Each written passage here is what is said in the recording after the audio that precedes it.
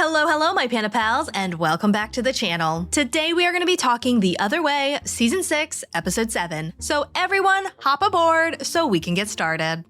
James is learning how to make banana chips, and while Tata's dad may think that this is just a fun bring your son-in-law to work day, what he doesn't know is that this is actually training. Ini kejunya lebih tebal, berarti nanti lebih Well, that's a lot of cheese. mahal Then we need harganya. to sell it a bit more expensive. Now, if you do not remember, Tata just told James that she wants to tell her parents about everything tonight. But James, he really doesn't want to do that. I would rather wait until I feel secure here. But the money we brought is a lot lower than we thought it was going to be. Without being able to do this for a job, we have no way of making money. Bro, her parents think you're staying here for a week. You don't think that they're gonna start getting suspicious when a week goes by and you are still there? Also, if you don't tell her parents, they are not gonna know that they need to give you a job. And without that job, you do not have money. And without money, you are never gonna get settled. Do you see the problem? I just don't get it why he don't want to tell them, because I know it's gonna be good news for them. Now, to me, it is painfully clear that James does not want to stay in Indonesia. And to be honest, I don't actually think he had any intention of staying. I mean, choosing not to sell a car back in the States that he has zero intention of driving that is going to cost them $700 a month, that was a very telling choice. Tata is very happy that James seems to be enthusiastic about learning how to make the banana chips. Balapan, kemasan, packing, sama mama. Oh, this is sad.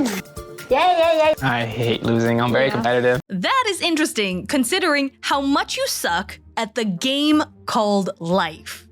James then learns that each of these packs sell for less than $1, and his butt, it is starting to clench.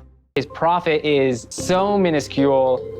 If we can't find a way to support ourselves, I have very big concerns about us being able to stay here in Indonesia. They all sit down and they enjoy in some of the banana chips that they just made. Produksi jam kalau dijual lebih laris. If we sell this, we can make a lot of money. Girl, that is not what he said.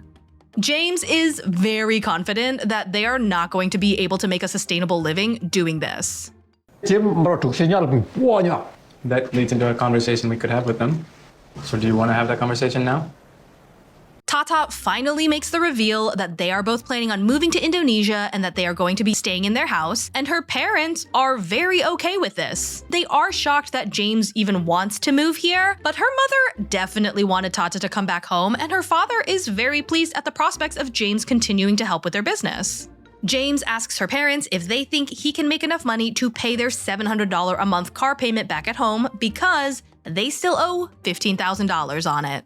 Papa akan berpikir sama Dad mama. will think about it to help you guys maybe pay it off. I don't want to make life harder for Nah, Jim tuh nggak people mau here. buat. Then sell the damn car.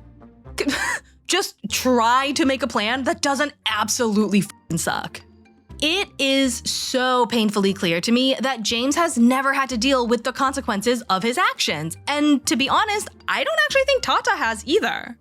Personally, growing up, I grew up in a very poor family, and when I was on my own in college, if I found myself in a financially tight spot, my parents were the absolute last people I would tell about it. I did everything I could possibly do to fix the issue without their help. So for me, in the context of my experiences, I think it's very telling that Tata is in a financial pickle, her parents are not well off, and she is aware how much this is going to burden them, yet they are the first people that she goes to. Tata's dad says that children are the parents' responsibility, and once the debt is paid off, the two of them are forbidden from getting into any other debt. Okay? I mean, I would say yes, but sometimes in life you have to take a loan. Just say yes. Oh my gosh, you've already lied to them so much. Like, you didn't learn their language, you're not gonna give them any babies, you can't financially take care of their daughter. Like, just what's one more? Just add it to the pile. You need to help me on this one. Yeah, there's things we need to talk Yeah, about. but I need to translate what you said to them too. I know, but at this point, you need to join in the conversation. This isn't just me.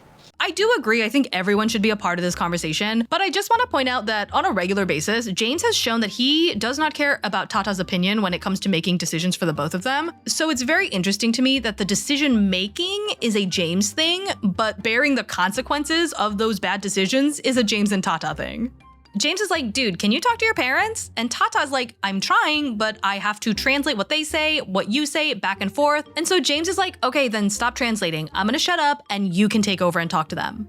Obviously, there's no way I'm gonna let them pay for our car. And I'm not sure if she's just not translating what I'm saying. That's not the reason we're here. We don't want your money. We won't take your money. Okay, then just say that. You have literally not said the words, "We will figure it out. Please do not pay for our car." Like, you have not said that yet. I don't understand how you expect Tata to translate something that you did not say. James tells Tata that he said he would follow her lead on this one, so she needs to step up and lead. Tata starts to cry because she doesn't want to be a burden to her parents, and James is being super pushy. Cukup jadi beban dari dulu. Masa iya sekarang udah nikah harus jadi beban lagi?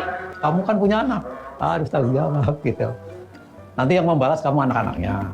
Ooh, yeah, about that. That is a whole other thing that they did not tell you about yet.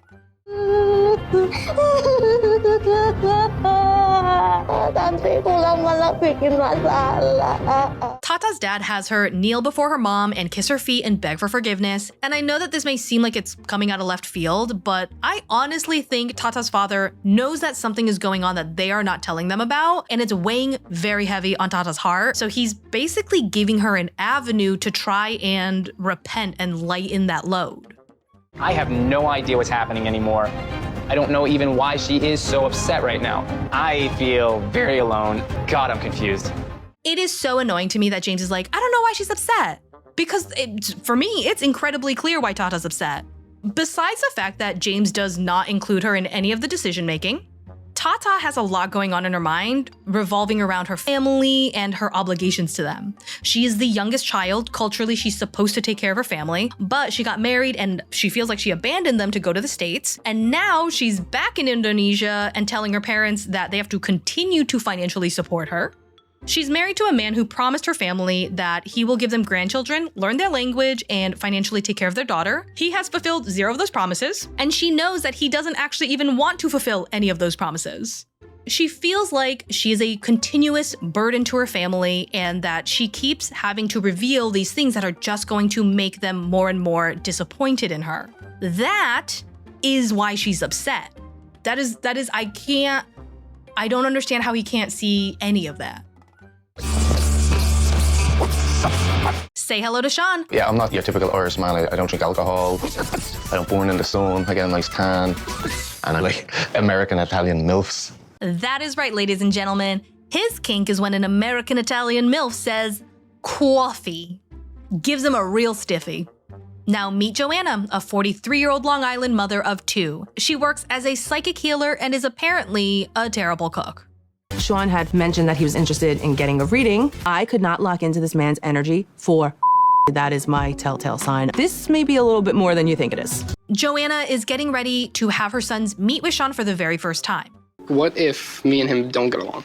I would never put you in an uncomfortable situation. Your opinion of him matters. So everyone thinks Sean is her boyfriend, but they have actually been married for quite a while. Sean and I decided, let's get married. We decided not to tell anybody at all. We decided that this was something that we were not going to announce until we were ready.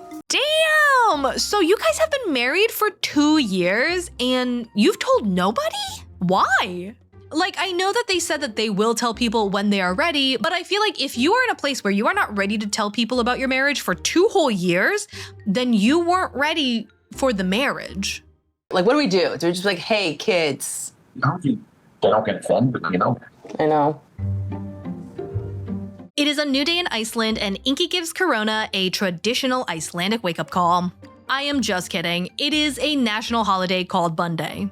The two head out to eat some buns, and Corona tells him that she got her results for a nursing test that she took that is required for her to go to midwifery school.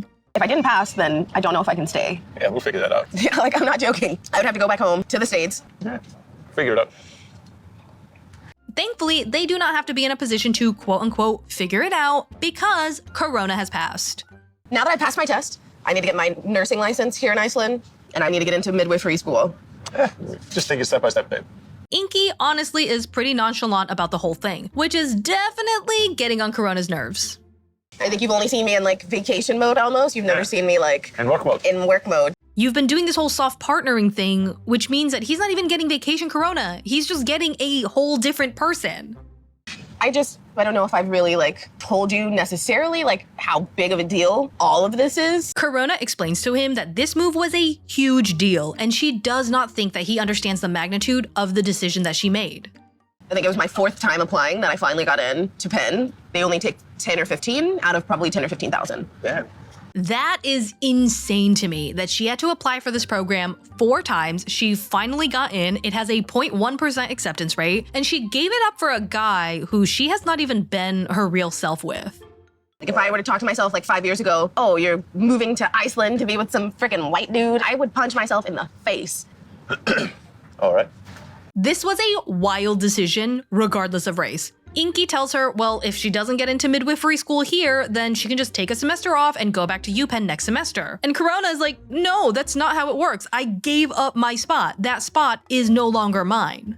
He doesn't understand the magnitude of what it means that I even got accepted into the school at Penn, let alone gave it up for him. I wish I didn't have to spell everything out for him and that some things he would just pick up on his own. Corona is super annoyed that Ingy is a little slow at picking up what she's putting down, so she explains it to him that she's been treating him very delicately this entire time, and she's ready to stop doing that. I have been soft partnering him, and so a lot of the things that are important to me or that are pissing me off, I don't always like shove right in his face. I don't want him to go running for the hills. If you being yourself means that your man is gonna leave you, then he's not the man's for you. Let him leave.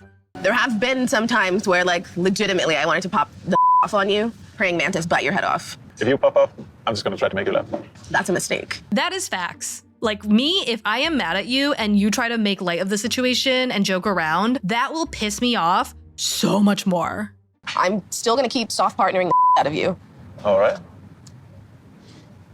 but I can only hold in so much. All right.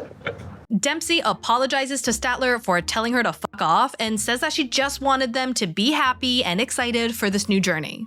It was a journey, and it's hard to get off a plane sleep deprived, hungry, moody, and yeah.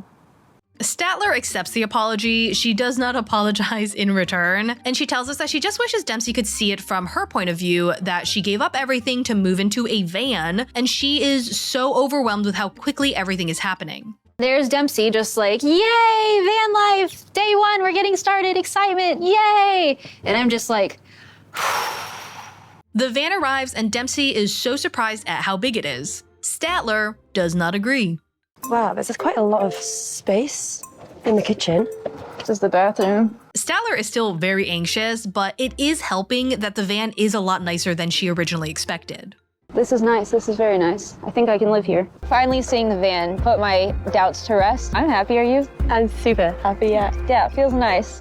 And that, my Panda Pals, is all I have for you today. I know not a lot happened today. It seems to be the James and Meitalia show the more that this goes on. To be honest, I was not expecting them to be the problem couple this season. I really thought that they were gonna be the breath of fresh air that we all wanted and needed, but I was wrong. They are being the absolute worst. I hope you guys enjoyed this video. If you guys are not subscribed to this channel yet, please do consider subscribing, giving this video a thumbs up, and letting me know your comments on what you thought of this episode today. A huge shout out to all of my channel members. Thank you guys so much for your continued support. I hope to see you guys for the next one, and as always, thanks for not letting me ride this absolute train wreck alone. Bye!